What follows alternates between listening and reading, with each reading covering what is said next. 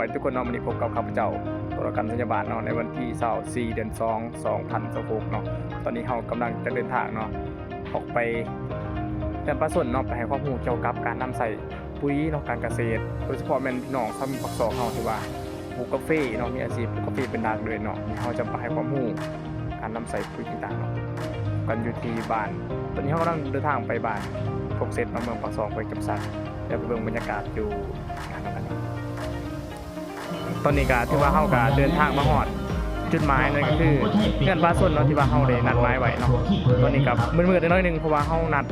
เป็นช่วงค่ำเนาะเดี๋ยวไปเบิ่งบรรยากาศอยู่ในงานเนาะว่าจะเป็นแนวใดเนาะเขาไปเบิ่งนํกันเลยก็ติดตั้งเครื่องเนาะแล้วก็เปิดเป็นวิดีโอเนาะให้ทางฟ้าส่วนเนาะที่ว่าเฮาจะมาให้ข้อมูลเนาะกำลังฮอดเนาะนั่งเบิ่งคลิปวิดีโอเนาะเพิ่นก็มาหลายคนเนาะมาฟังหลายคนผมนี่ผมเป็นไปก็ไปผมนี่ได้ดอกคนที่บ้านสร้างเท้าสื่อทัวขี่ทัวแดงมาแล้วมาลอยไฟ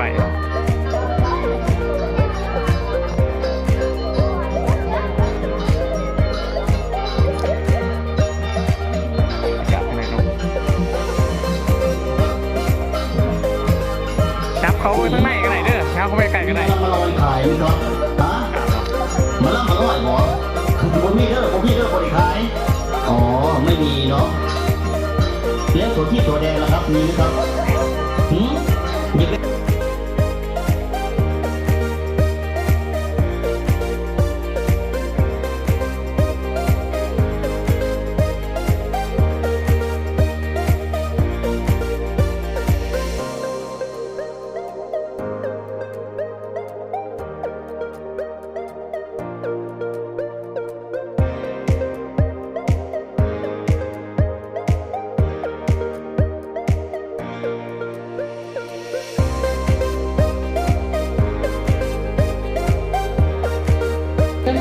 ปุ๋ยยังเนาะเอาเราก็ปุ๋ยมาดิปุ๋ยที่ว่าแปลงออกคือ3ประเภทเราสิมีเคมี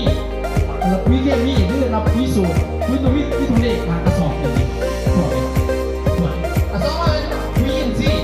เนาะปุ๋ยอินทรีย์เป็นปุ๋ยพวกไหนปุ๋ยอินทรีย์เป็นปุ๋ยพวกอะไรจากพืชซากซับที่ว่าเราเกลือเป็นมูลซับเนี่ยใบใหม่ที่เราเกลือกี่ข้อกี่ถ้วยกี่สิเป็นเราปุ๋ยเป็นปุ๋ยอินทรีย์เนาะต่อมาเป็นปุ๋ยที่เราผ่าเป็นแบบปุ๋ยหนาเราก็เบิ่งมาดิมีเคมีก็ไม่ใส่พันมากนี่พี่ท้ายเลยพวกนั้นไม่มีคนผลิตอยู่หลอดโอกาสเลยมีเคมี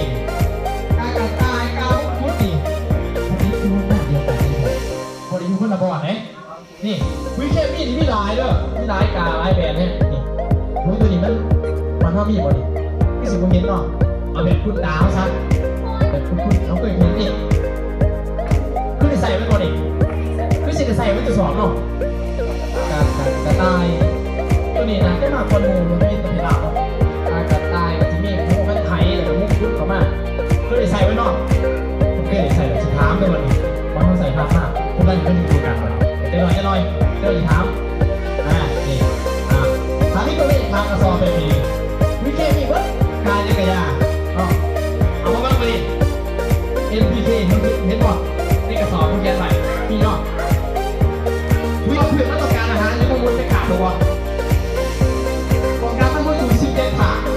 ที่ถาดเด้อแต่ว่าวิเคมีมันหายไปแต่3 ถาด